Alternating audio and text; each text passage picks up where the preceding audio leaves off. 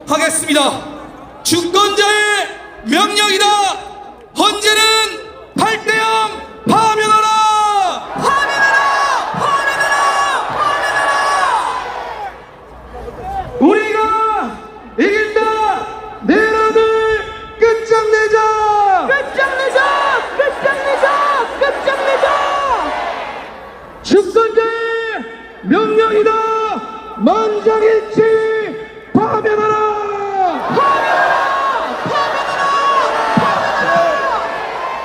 네, 간절한 마음, 승리의 확신을 가지고 중계 보겠습니다. 윤석열 대통령 탄핵 심판 선고가 시작됩니다.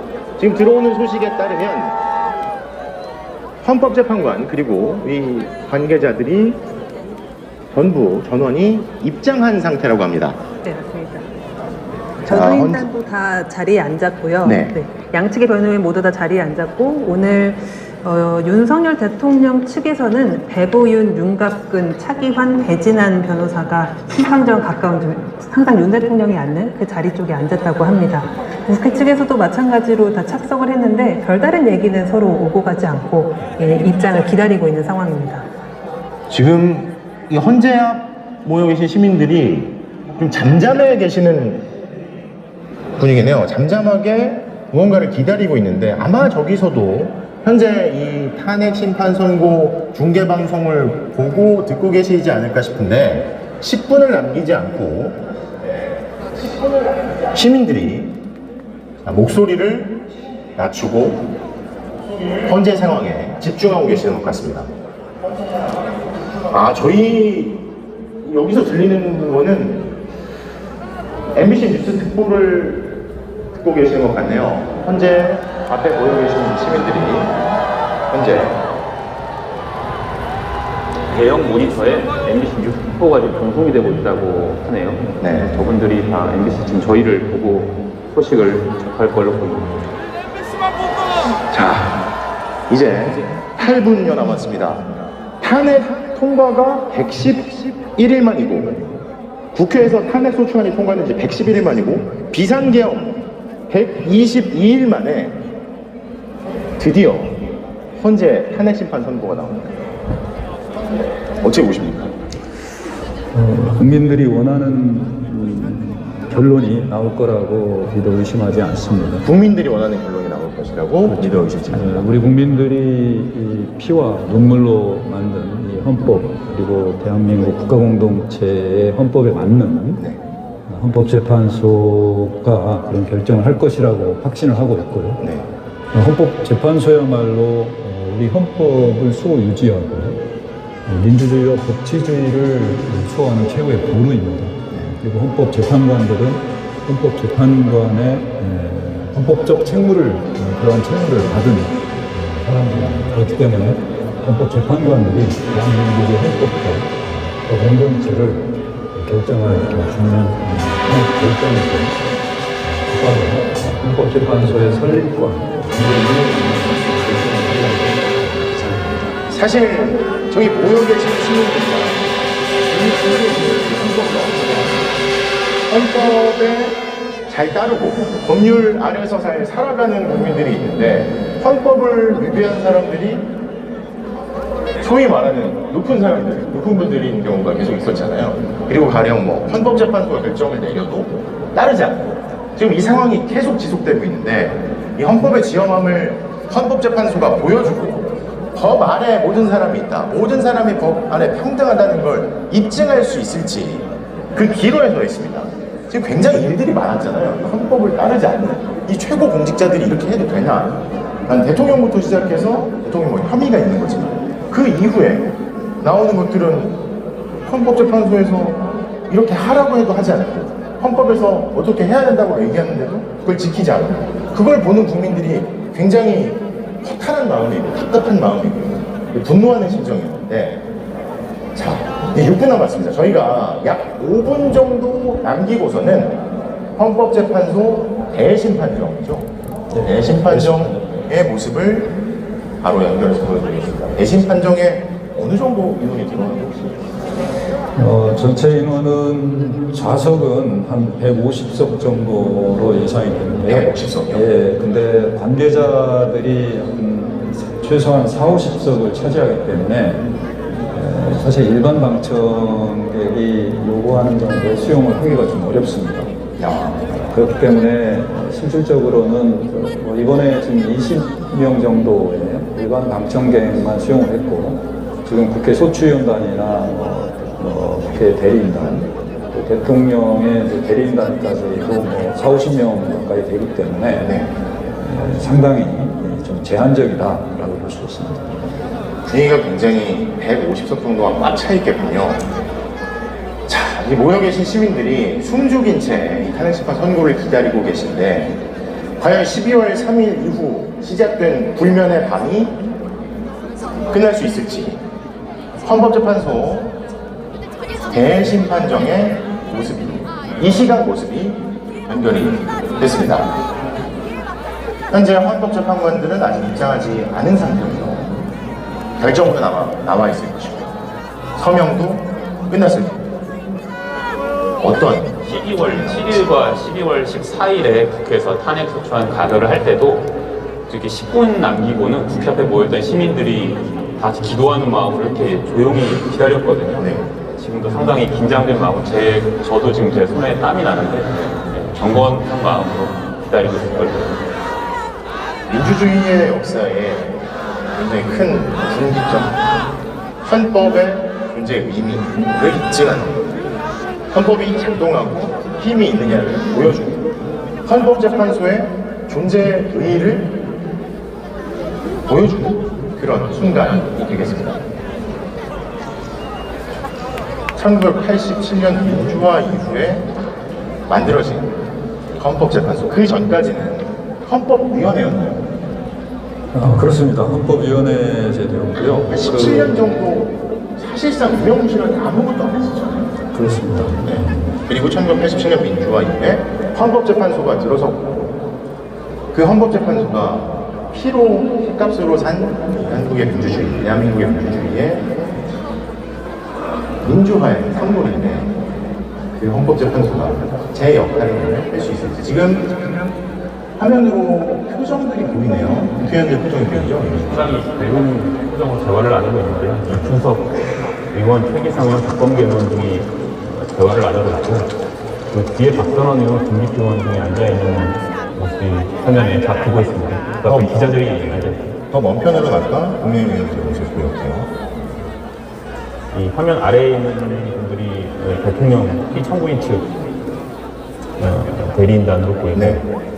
2분여 남았네요. 상당히 긴장되는 순간입니다. 그렇죠. 이게 탄핵 그러니까 주문이 딱 나오고 나서, 그럼 뭐 11시 과거 같은 경우에는 22분 뭐 이렇게 나오지 않습니까?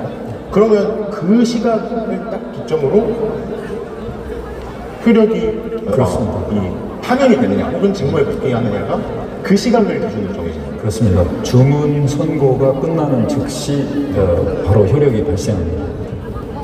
그래서 파면이 선고가 되는 즉시 대통령의 직위는 박탈이 되는 거고요. 네. 만약에 기각이나 각하가 나오게 된다면 대통령의 권한은 즉시 복귀가 됩니다. 오늘은 결정문이 어떤 분량으로 어떻게 나올지, 주문이 언제 나올지가 주목이 되는데, 결정문은 오늘 오후에 배포를 하겠다고 헌법재판소가 이제 공지를 한 상황이고요. 선고 요지는 아마 끝나는 즉시 그렇죠. 공지를 할 것 같습니다. 아직까지 보도자료, 참고자료, 오늘 선고 보도자료는 요지 없다고. 아무것도 없는 네, 보도자료는 따로 작성하지 않은 걸로 보이는데요. 아마도 보안을 유지하기 위해서 사전에 보도자료를 작성하다 보면은 그 내용이 유출되는 경우를 방지하기 위해서 그런 거 아닌가 하는 추측이 되고 있고요. 그래서 결정문만 기실명화 작업을 거쳐서 오후쯤에 배포를 하겠다고 한 상황입니다. 여당은 지금 어차피 지도부 비대위회의를 하고 있기 때문에 결과 선고를 같이 보고 있거든요.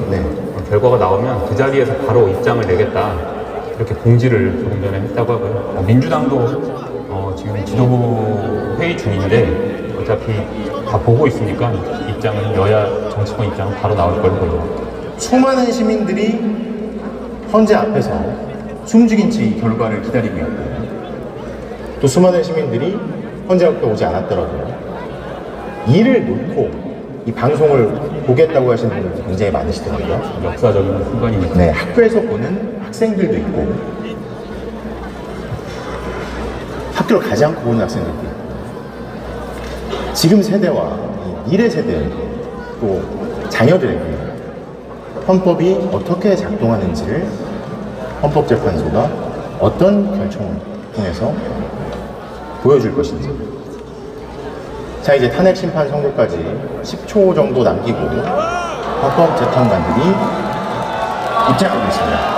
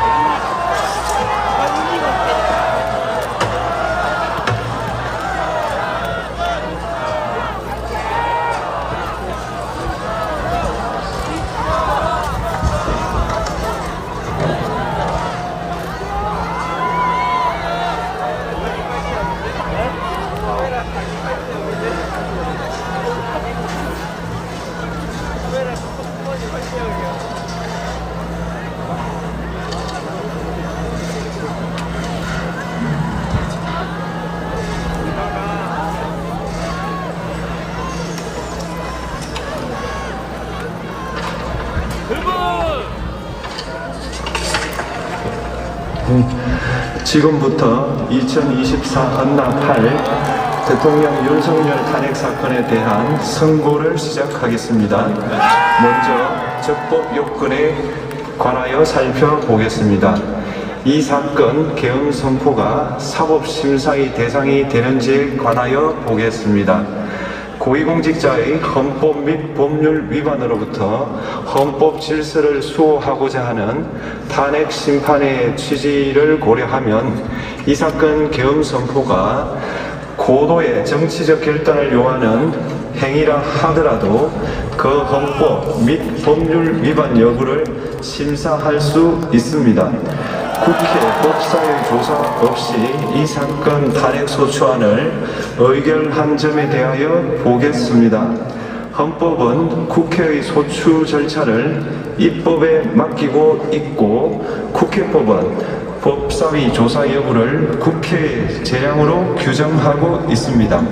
따라서 법사위의 조사가 없었다고 하여 탄핵소추 의결이 부적법하다고 볼 수 없습니다. 이 사건 탄핵소추안의 의결이 일사부재의 원칙에 위반되는지 여부에 대해서 보겠습니다. 국회법은 부결된 안건을 같은 회기 중에 다시 발의할 수 없도록 규정하고 있습니다. 피청구인에 대한 1차 탄핵소추안이 제418회 정기회 회기에 투표 불성립되었지만 이 사건 탄핵소추안은 제419회 임시회 회기 중에 발의되었으므로 일사부재의 원칙에 위반되지 않습니다. 한편 이에 대해서는 다른 회기에도 탄핵소추안의 발의 횟수를 제한하는 입법이 필요하다는 재판관 정형식의 보충 의견이 있습니다. 이 사건 계엄이 단시간 안에 해제되었고 이로 인한 피해가 발생하지 않았으므로 보호이익이 험결되었는지 여부에 대해서 보겠습니다. 이 사건 계엄이 해제되었다고 하더라도 이 사건 계엄으로 인하여 이 사건 탄핵 사유는 이미 발생하였으므로 심판의 이익이 부정된다고 볼 수 없습니다. 소추 의결서에서 내란죄를 형법 위반 행위로 구성하였던 것을 탄핵 심판 청구 이후에 헌법 위반 행위로 포섭하여 주장한 점에 대하여 보겠습니다. 기본적 사실관계는 동일하게 유지하면서 적용 법조문을 철회, 변경하는 것은 소추사유의 철회, 변경에 해당하지 않으므로 특별한 절차를 거치지 않더라도 허용됩니다.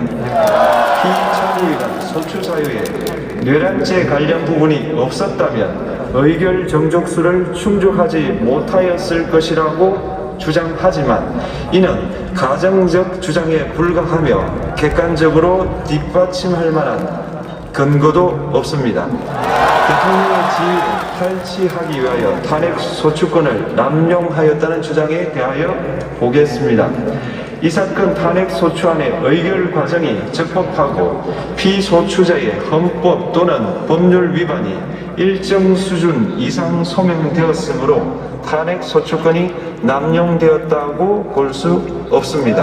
그렇다면 이 사건 탄핵 심판 청구는 적법합니다. 한편 증거법칙과 관련하여 탄핵 심판 절차에서 형사소송법상 전문 법칙을 완화하여 적용할 수 있다는 재판관 이미선, 김형두의 보충 의견과 탄핵 심판 절차에서 앞으로는 전문 법칙을 보다 엄격하게 적용할 필요가 있다는 재판관 김복형, 조한창의 보충 의견이 있습니다.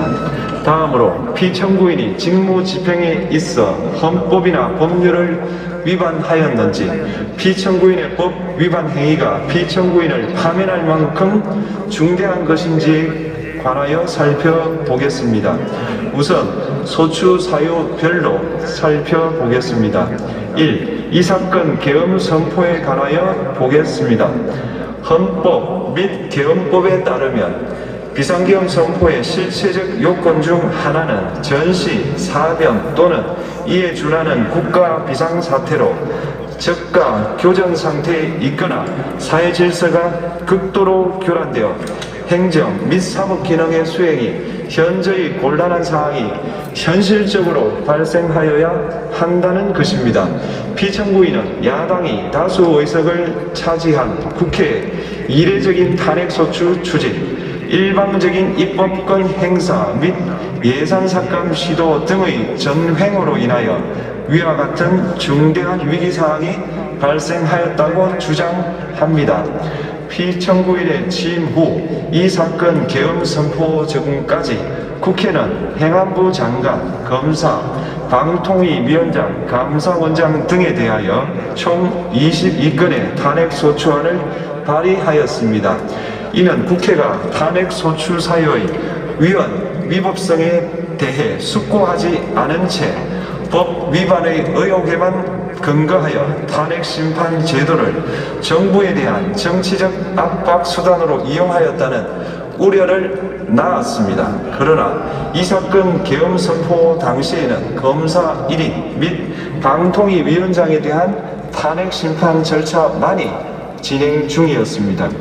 피청구인이 야당이 일방적으로 통과시켜 문제가 있다고 주장하는 법률안들은 피청구인이 제의를 요구하거나 공포를 보류하여 그 효력이 발생되지 않은 상태였습니다. 2025년도 예산안은 2024년 예산을 집행하고 있었던 이 사건 계엄 선포 당시 상황에 어떠한 영향을 미칠 수 없고 위 예산안에 대하여 국회 예결특위의 의결이 있었을 뿐 본회의의 의결이 있었던 것도 아닙니다. 따라서 국회의 탄핵소추, 입법, 예산안 심의 등의 권한 행사가 이 사건 계엄 선포 당시 중대한 위기 상황을 현실적으로 발생시켰다고 볼 수 없습니다. 국회의 권한 행사가 위법, 부당하더라도 헌법재판소의 탄핵 심판, 피청구인의 법률안 제의 요구 등 평상시 권력 행사 방법으로 대처할 수 있으므로 국가 긴급권의 행사를 정당화할 수 없습니다. 피청구인은 부정선거 의혹을 해소하기 위하여 이 사건 계엄을 선포하였다고도 주장합니다. 그러나 어떠한 의혹이 있다는 것만으로 중대한 위기 상황이 현실적으로 발생하였다고 볼 수는 없습니다. 또한 중앙선관위는 제22대 국회의원 선거 전에 보안 취약점에 대하여 대부분 조치하였다고 발표하였으며 사전, 우편, 투표함, 보관장소, CCTV 영상을 24시간 공개하고 개표 과정에 수검표 제도를 도입하는 등의 대책을 마련하였다는 점에서도 피청구인의 주장은 타당하다고 볼 수 없습니다. 결국 피청구인이 주장하는 사정을 모두 고려하더라도 피청구인의 판단을 객관적으로 정당화할 수 있을 정도의 위기 상황이 이 사건 계엄 선포 당시 존재하였다고 볼 수 없습니다. 헌법과 계엄법은 비상계엄 선포의 실체적 요건으로 병력으로서 군사상의 필요에 응하거나 공공의 안녕질서를 유지할 필요와 목적이 있을 것을 요구하고 있습니다. 그런데 피청구인이 주장하는 국회의 권한 행사로 인한 국정마비 상태나 부정선거 의혹은 정치적, 제도적, 사법적 수단을 통하여 해결하여야 할 문제이지 병력을 동원하여 해결할 수 있는 것이 아닙니다. 피청구인 이 사건 계엄이 야당의 전횡과 국정위기 상황을 국민에게 알리기 위한 경고성 계엄 또는 호소형 계엄이라고 주장하지만 이는 계엄법이 정한 계엄 선포의 목적이 아닙니다. 또한 피청구인은 계엄 선포에 그치지 아니하고 군경을 동원하여 국회의 권한 행사를 방해하는 등의 헌법 및 법률 위반 행위로 나아갔으므로 경고성 또는 호소형 계엄이라는 피청구인의 주장을 받아들일 수 없습니다. 그렇다면 이 사건 계엄 선포는 비상계엄 선포의 실체적 요건을 위반한 것입니다. 다음으로 이 사건 계엄 선포가 절차적 요건을 준수하였는지에 관하여 보겠습니다. 계엄 선포 및 계엄사령관 임명은 국무회의의 심의를 거쳐야 합니다. 피청구인이 이 사건 계엄을 선포하기 직전에 국무총리 및 9명의 국무위원에게 계엄 선포의 취지를 간략히 설명한 사실은 인정됩니다. 그러나 피청구인은 계엄사령관 등 이 사건 계엄의 구체적인 내용을 설명하지 않았고 다른 구성원들에게 의견을 진술할 기회를 부여하지 않은 점을 고려하면 이 사건 계엄 선포에 관한 심의가 이루어졌다고 보기도 어렵습니다. 그 외에도 피청구인은 국무총리와 관계 국무위원이 비상계엄 선포문에 부서하지 않았음에도 이 사건 계엄을 선포하였고 그 시행 일시, 시행 지역 및 계엄사령관을 공고하지 않았으며 지체 없이 국회에 통고하지도 않았으므로 헌법 및 계엄법이 정한 비상계엄 선포의 절차적 요건을 위반하였습니다. 2. 국회에 대한 군경 투입에 관하여 보겠습니다. 피청구인은 국방부 장관에게 국회에 군대를 투입할 것을 지시하였습니다. 이에 군인들은 헬기 등을 이용하여 국회 경내로 진입하였고 일부는 유리창을 깨고 본관 내부로 들어가기도 하였습니다. 피청구인은 육군 특수전 사령관 등에게 의결 정족수가 채워지지 않은 것 같으니 문을 부수고 들어가서 안에 있는 인원들을 끄집어내라는 등의 지시를 하였습니다. 또한 피청구인은 경찰청장에게 계엄사령관을 통하여 이 사건 포고령의 내용을 알려주고 직접 6차례 전화를 하기도 하였습니다. 이에 경찰청장은 국회 출입을 전면 차단하도록 하였습니다. 이로 인하여 국회로 모이고 있던 국회의원들 중 일부는 담장을 넘어가야 했거나 아예 들어가지 못하였습니다. 한편 국방부 장관은 필요시 체포할 목적으로 국군 방첩사령관에게 국회의장, 각 정당 대표 등 14명의 위치를 확인하라고 지시하였습니다. 피청구인은 국가정보원 1차장에게 전화하여 국군 방첩사령부를 지원하라고 하였고 국군 방첩사령관은 국가정보원 1차장에게 위 사람들에 대한 위치 확인을 요청하였습니다.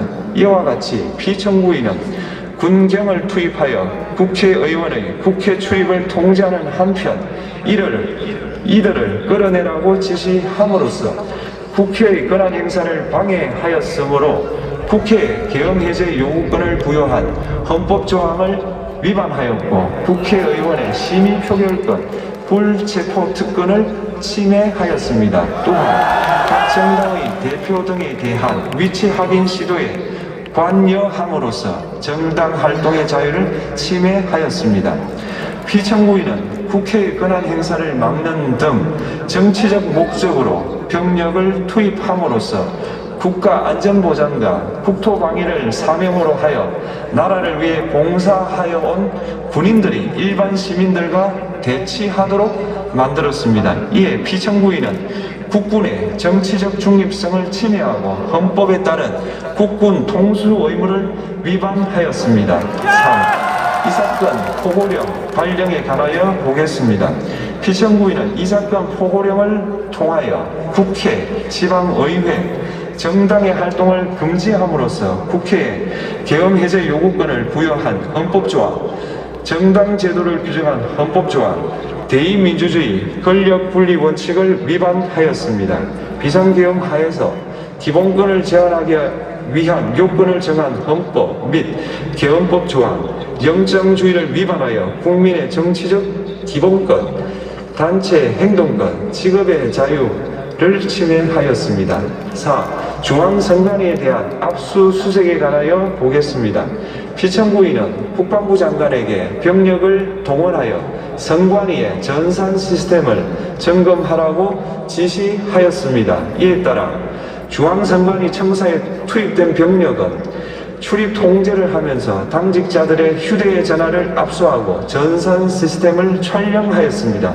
이는 선관위에 대하여 영장 없이 압수수색을 하도록 하여 영장주의를 위반한 것이자 선관위의 독립성을 침해한 것입니다. 5. 법조인에 대한 위치 확인 시도에 관하여 보겠습니다. 앞서 말씀드린 바와 같이 피청구인은 필요시 체포할 목적으로 행해진 위치 확인 시도에 관여하였는데 그 대상에는 퇴임한 지 얼마 되지 않은 전 대법원장 및 전 대법관도 포함되어 있었습니다. 이는 현직 법관들로 하여금 언제든지 행정부에 의한 체포 대상이 될 수 있다는 압력을 받게 함으로 사법권의 독립을 침해한 것입니다. 지금까지 살펴본 피청구인의 법 위반 행위가 피청구인을 파면할 만큼 중대한 것인지 관하여 보겠습니다. 피청구인은 국회와의 대립상을 타개할 목적으로 이 사건 계엄을 선포한 후 군경을 투입시켜 국회의 헌법상 권한 행사를 방해함으로써 국민 주권주의 및 민주주의를 부정하고 병력을 투입시켜 중앙선관위를 압수수색하도록 하는 등 헌법이 정한 통치구조를 무시하였으며 이 사건 포고령을 발령함으로써 국민의 기본권을 광범위하게 침해하였습니다. 이러한 행위는 법치국가 원리와 민주국가 원리의 기본 원칙들을 위반한 것으로 그 자체로 헌법 질서를 침해하고 민주공화정의 안정성에 심각한 위해를 끼쳤습니다. 한편 국회가 신속하게 비상계엄 해제 요구를 결의할 수 있었던 것은 시민들의 저항과 군경의 소극적인 임무 수행 덕분이었으므로 이는 피청구인의 법 위반에 대한 중대성 판단에 영향을 미치지 않습니다. 대통령의 권한 어디까지나 헌법에 의하여 부여받은 것입니다. 피청구인은 가장 신중히 행사되어야 할 권한이 국가 긴급권을 헌법에서 정한 한계를 벗어나 행사하여 대통령으로서의 권한 행사에 대한 불신을 초래하였습니다. 피청구인이 취임한 이래 야당이 주도하고 이례적으로 많은 탄핵 소추로 인하여 여러 고위공직자의 권한 행사가 탄핵 심판 중 정지되었습니다. 2025년도 예산안에 관하여 헌정사상 최초로 국회 예산결산특별위원회에서 정액 없이 감액에 대해서만 야당 단독으로 의결하였습니다.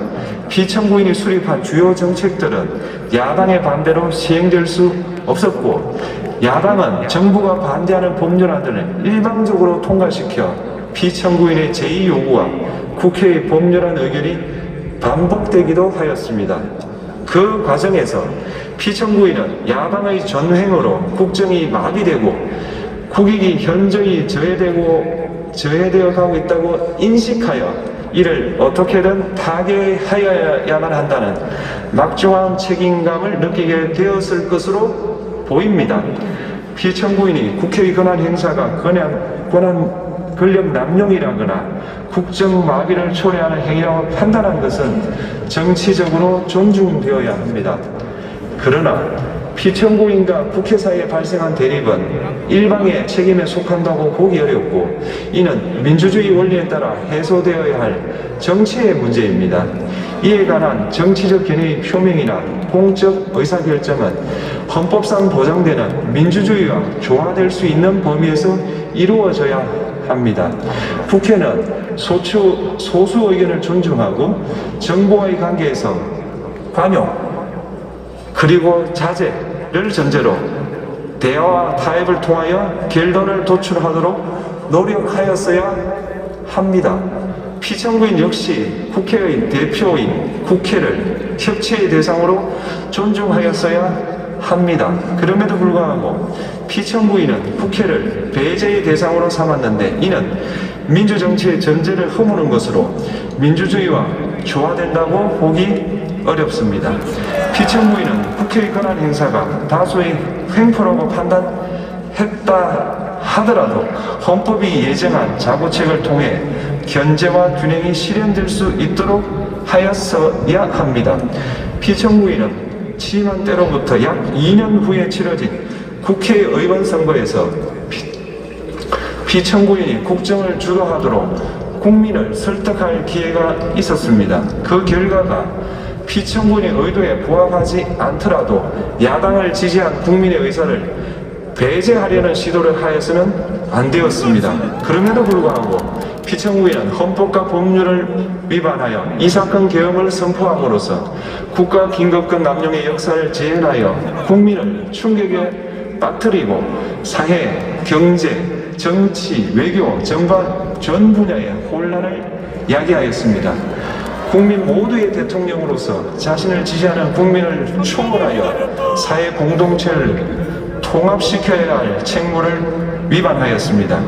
군경을 동원하여 국회 등 헌법기관의 권한을 훼손하고 국민의 기본적 인권을 침해함으로써 헌법소의 책무를 저버리고 민주공화국의 주권자인 대한국민의 신임을 중대하게 배반하였습니다. 결국 피청구인의 위법 행위는 국민의 신임을 배반한 것으로 헌법 소의 관점에서 용납될 수 없는 중대한 법 위반 행위에 해당합니다. 피청구인의 법 위반 행위가 헌법 질서에 미친 부정적 영향과 파급 효과가 중대하므로 피청구인을 파면함으로써 얻는 헌법 소의 이익이 대통령 파면에 따르는 국가적 손실을 압도할 정도로 크다고 인정됩니다. 재판관 전원의 일치된 의견으로 중형을 선고합니다. 탄핵 사건이므로 선고 시각을 확인하겠습니다. 지금 시각은 오전 11시 22분입니다. 주문 피청구인 대통령 윤석열을 파면합니다.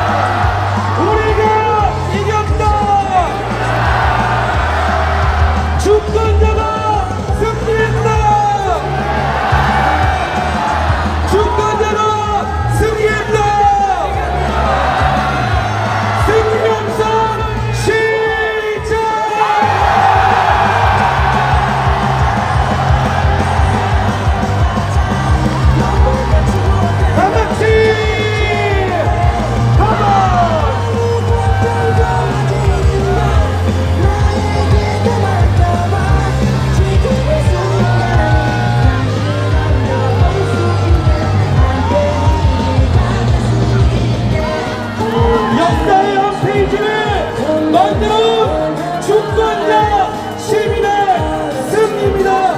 다시 한번 승리 함성 시작!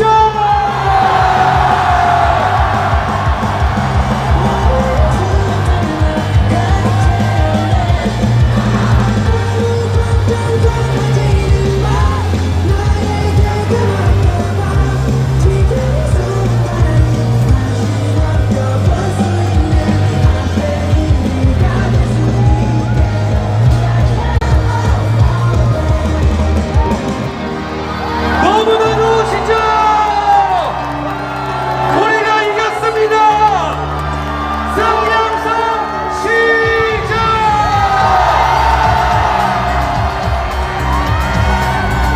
이제 파면으로 우리는 새로운 시대로 나아갈 것입니다. 모두 주권자 시민의 힘으로 만들었습니다.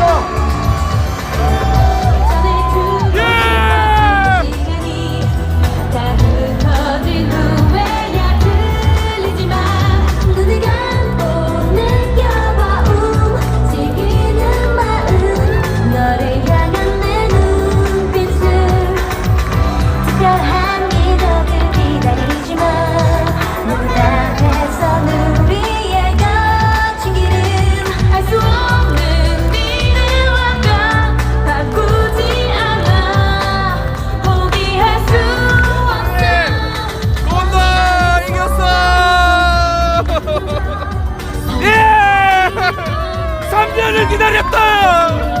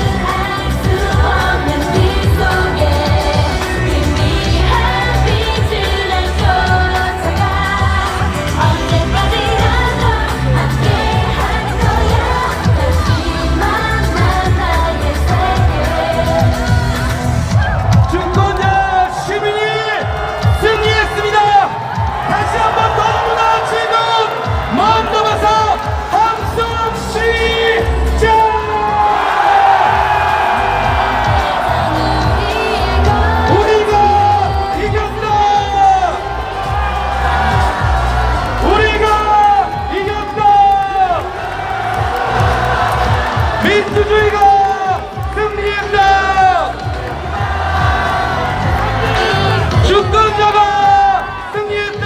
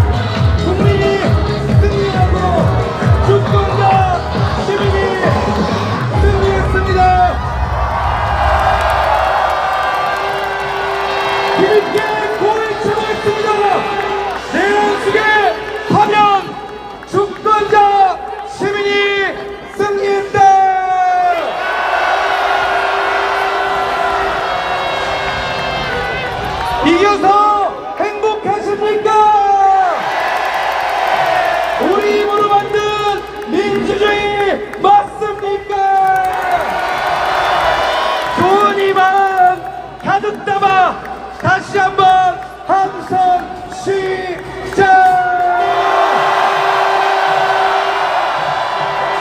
우리가 이겼다! 우리가 이겼다! 네.